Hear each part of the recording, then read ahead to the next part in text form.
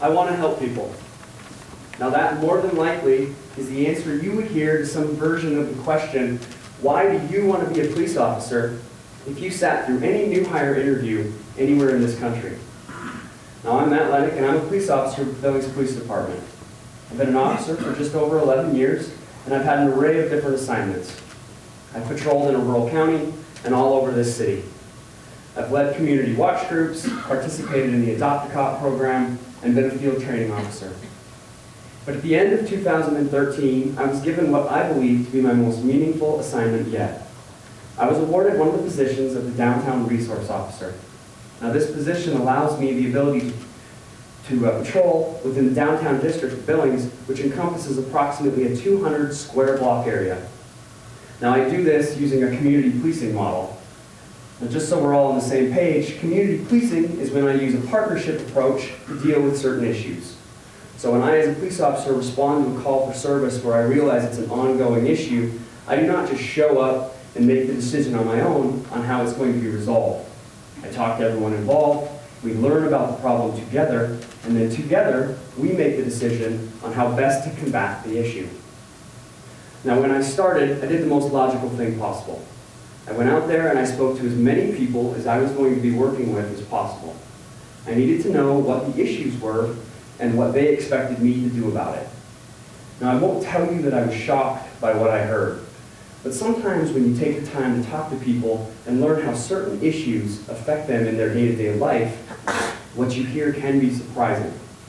Now, what they told me was that the major concerns revolved around transiency, street disorder, public drinking, loitering, and trespass, what we commonly refer to as quality of life crimes. What I noticed was that the people that were telling me about these things were beaten down, exhausted, and fed up with constantly trying to figure out ways to coexist with these issues, yet still feel safe and successful within their businesses and homes. Now I thought about it, and I talked it over with my partner, Officer Nichols, who's that guy on the right there, and we thought, this can't be so hard. There's laws that are being broken, and we're the police. Let's go out and fight crime. And so we did.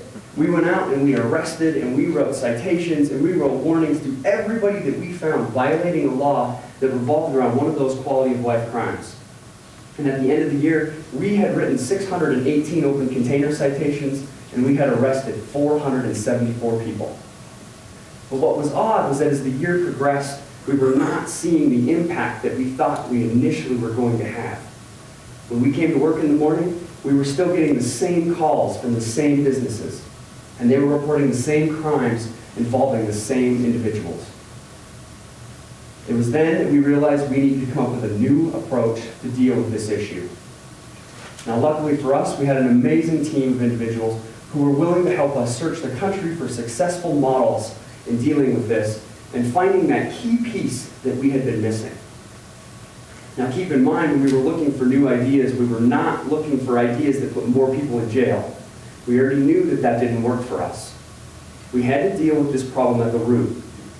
We had to engage the people we were dealing with on the street in a whole new level.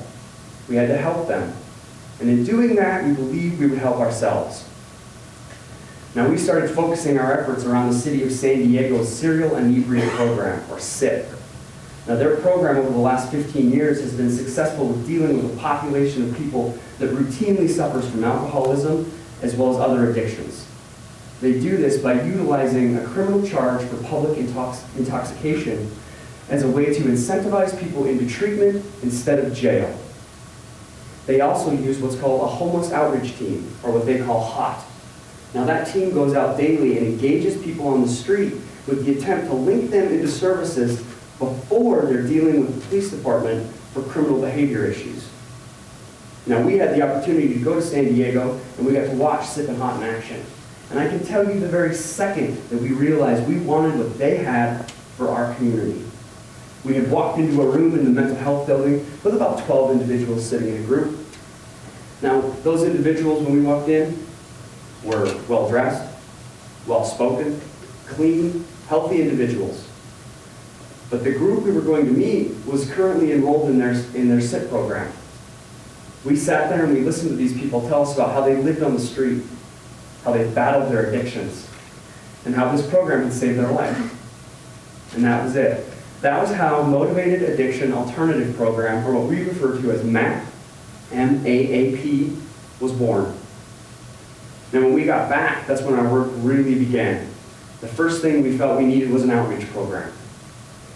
Not having the resources that our mentors have, Officer Nichols and I had to learn how to walk the line between enforcement and outreach, knowing full well that the outreach could be just as or more beneficial to us in meeting our goals. And it was at this time that our treatment partners provided us with an invaluable resource. They created the position of a Resource Outreach Coordinator, or what we refer to as ROC, R-O-C. Now, our ROC is a licensed addictions counselor that began riding with us on the street in March of 2015, as well as operating an intensive outpatient treatment group that he still runs today. Now, we quickly realized that our ROC's connections to the treatment world and his knowledge about addictions was one of those key pieces that we had been missing. And as our program progressed and as the months went on, our outreach part was responsible for getting 25 individuals voluntarily into detox, with 5 of them moving through detox and into some level of treatment. Now, as our program progressed even further, we partnered with our court system to build a sentencing structure.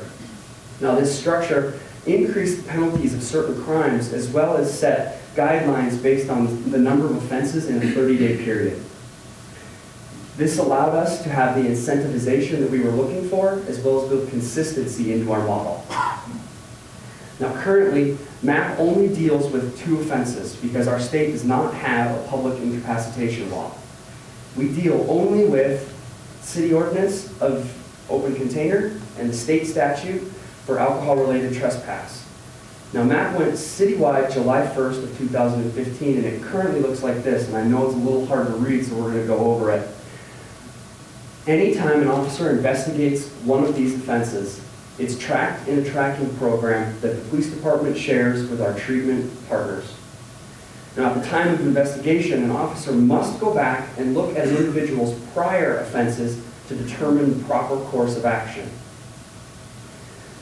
At the time of investigating an offense, if it is less than the offender's 5th offense of one of these charges in a 30-day period, the officer must allow the offender the option of either speaking with a counselor about treatment options or receiving a citation. If the offense in that same 30-day period is the offender's 5th or greater offense, they're incarcerated. Now, at the time of going in front of a judge and being convicted for either an offense where an offender chose a citation or it was their 5th or greater offense in that 30-day period, the judge imposes a sentence based on the sentencing guidelines that we've established for this program. So if you look at this model, treatment is always an option. The only people sitting in jail are the ones that are not ready to choose treatment as one of their options.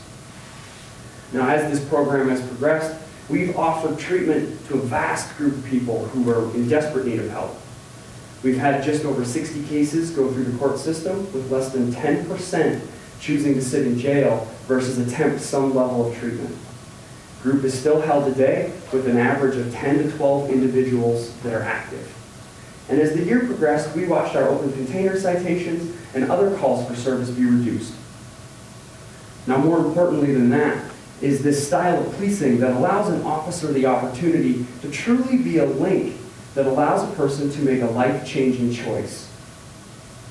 I know of no other model that allows an offender at the time of offense to choose the course of action taken. Now, this program is 7 months old, and it's already responsible for changing people on all sides of the issue. One of our MAAP clients wrote us a letter, and this is what he had to say. I like coming to these groups. We get things done.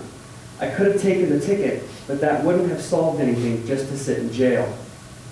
I've been to treatment before, but I like this one because we're all addicts and alcoholics looking for a better life. You're trying to help us, and I thank you for that.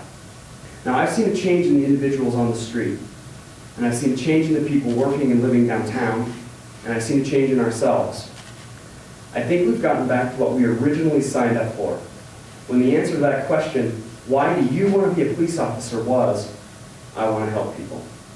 Thank you.